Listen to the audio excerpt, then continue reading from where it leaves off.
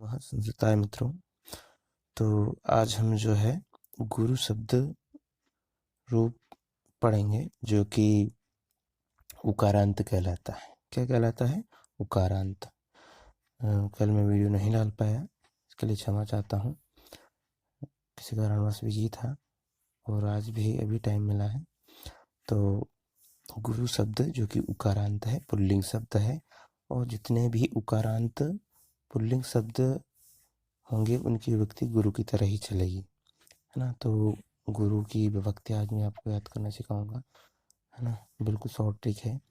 सबसे पहले देखिए, गुरु शब्द में, है ना, ये तो वैसा का वैसा ही राम की तरह ही रहेगा।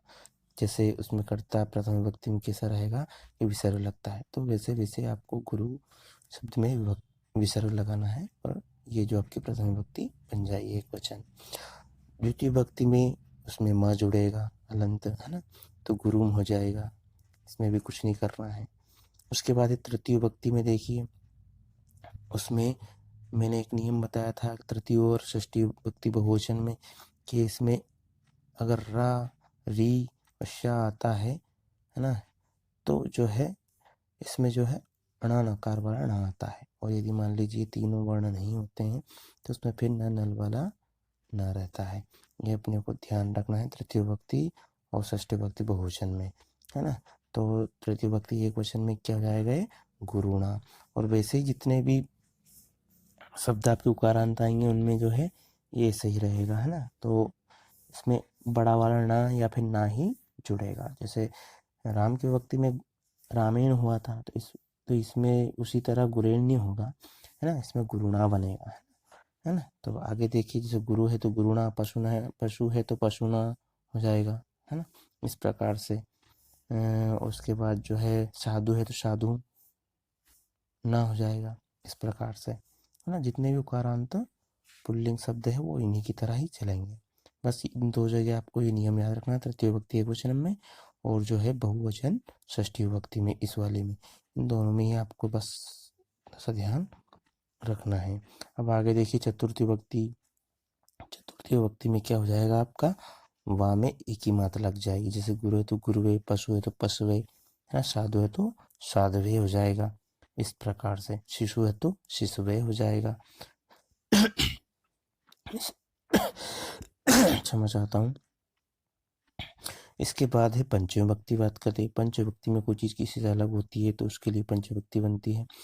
तो इसमें जो है ओ की मात्रा के साथ विसर्ग जुड़ेगा, कोई सा भी उकारांत पुल्लिंग आ जाए। जैसे गुरु है तो गुरु हो, है ना, पशु है तो पशु हो, साधु है तो साधो हो, है ना। इस प्रकार दोनों में ही पंचमी और षष्ठी दोनों इसमें एक जैसी आती हैं, ये अपने को याद रखना है, ये वाली, है ना। गुरु हो गुरु, पशु है तो पशु हो पशु, साधु है तो साधो हो साधो, इस प्रकार से। ठीक है, कोई सी भी उकारांत पुल्लिंग आ जाए आपको इस प्रकार से बनाना है। सप्तमी विभक्ति में बड़ा ऊ की मात्रा के साथ जो है आपको बनाना है इसको। जैसे गुरु है तो गुरु गुरु हो जाएगा, पशु है तो पशु हो जाएगा, साधु है तो साधु हो जाएगा, है ना। और संबोधन तो आपको याद ही है, इसमें कुछ नहीं करना है लगाना है, और जो है गुरु करके और जो है इसमें बोलो चिन्ह लगाना। ये थोड़ा सा एक वचन में हमेशा जो है सभी अलग ही होते हैं, बाकी द्विवचन बहुवचन जो है ऊपर की प्रथमा विभक्ति से ही लिए जाते हैं, वैसे के वैसे कुछ भी अंतर नहीं आता, है ना। तो ये आपके एक वचन की बात हो गई। अब बात करते हैं जो है आपके द्विवचन की। द्विवचन में मैंने फार्मूला बताया कि 2 एक जैसी होती हैं, 3 एक जैसी होती हैं और फिर 2 एक जैसी होती हैं। इनमें याद करने की आवश्यकता नहीं होती है। तो प्रथम जो द्वितीय विभक्ति की प्रथम और द्वितीय होती है, उनमें दोनों में बड़ा ऊ की मात्रा लग जाती है, गुरु और गुरु। सॉरी, ये गलती से यहाँ हरी लिखा गया है तो इसको आप गुरु कर लेना, है ना। तो ये गलती से आया है टाइप होके, तो इसको कर लेना आप, है ना। ये गुरु है तो ये दोनों एक जैसे ही रहते हैं, गुरु गुरु, है ना। इनमें कुछ भी करने की आवश्यकता नहीं है। जैसे पशु है तो पशु पशु, साधु है तो साधु साधु, बड़ा ऊ की मात्रा लग जाती है। ये आप इसको ठीक कर लेना, ये गलत लिखा गया है यहाँ पर, है ना। तो ये गुरु ही आएगा यहाँ पर, ठीक है। उसके बाद बात करते हैं आपकी तृतीय चतुर्थी पंचमी। तृतीय चतुर्थी पंचमी में भ्याम जुड़ता है, जैसे गुरु तो गुरुभ्याम गुरुभ्याम गुरुभ्याम, है ना। साधु तो साधुभ्याम साधुभ्याम साधुभ्याम, और यदि मान ली पशु तो पशुभ्याम पशुभ्याम, इस प्रकार से। तो कोई भी उकारांत पुल्लिंग आ जाए इसमें भ्याम जोड़ देना, तो वो जो है आपकी तीनों कंप्लीट हो जाएगी, तृतीय चतुर्थी पंचमी। उसके बाद बात करते हैं षष्ठी सप्तमी की। षष्ठी सप्तमी में कुछ नहीं है ना। इसमें ओ की मात्रा के साथ विसर्ग जोड़ना है और रा ऊपर चला जाएगा। तो जैसे गुरु है तो गुरुवह गुरुवो हो जाएगा। पशु तो पशवो पशवो, साधु तो साधवो साधवो, इस प्रकार से। कोई सा भी उकारांत पुल्लिंग आ जाए आपको इस प्रकार से बनाना है। और जो है संबोधन, संबोधन की बात करते हैं तो उसमें है लग जाएगा और गुरु ऊपर से नीचे आ जाएगा यहाँ प्रथम विभक्ति से, सका वैसे ही, और उसमें बहुत चिन्ह लग जाएगा उसमें, है ना। अब बात करते हैं बहुवचन की। बहुवचन भी उसी की प्रकार, इसमें वा जुड़ के विसर्ग लग जाएगा तो गुरुवाह हो जाएगा, है ना। ये राम की तरह नहीं चलेगा, है ना, कि बड़ी आ की मात्रा लगा के जो है विसर्ग लगा देंगे। इसमें बिना मात्रा के ही जो है विसर्ग वैसे ही आएगा, गुरुवाह, है ना। पशु तो पशुवाह, साधु है तो साधुवाह, इस प्रकार से, ठीक है। अब बात करते हैं आपके द्वितीय विभक्ति बहुवचन की। तो इसमें न जुड़ जाएगा, जैसे गुरु है तो गुरुन, पशु है तो पशुन, साधु है तो साधुन, इस प्रकार कोई भी उकारांत पुल्लिंग आ जाए, है ना, इसमें न जोड़ना है सिर्फ हलंत के साथ। उसके बाद बात करते हैं आपकी तृतीय विभक्ति। इसमें भी विसर्ग के साथ जुड़ेगा, जैसे गुरु है तो गुरु भी, है ना, साधु है साधु भी, पशु है तो पशु भी, और भी अन्य जितने भी आ जाए आपके उकारांत कोई से भी, ठीक है। उसके बाद बात करते हैं चतुर्थी और पंचमी की। चतुर्थी पंचमी दोनों एक जैसी रहती हैं, भ्यः जुड़ता है विसर्ग के साथ, जैसे गुरु है तो गुरुभ्यः गुरुभ्यः, पशु है तो पशुभ्यः पशु, साधुभ्यः साधुभ्यः, इस प्रकार से। उसके बाद बात करते हैं आपके षष्ठी विभक्ति बहुवचन की। इसको मैंने पहले भी बताया था कि इसमें णकार वर्ण आता है, यदि मान लीजिए रा और शा और री आता है तो, है ना, तो अणाम जुड़ता है, नाम।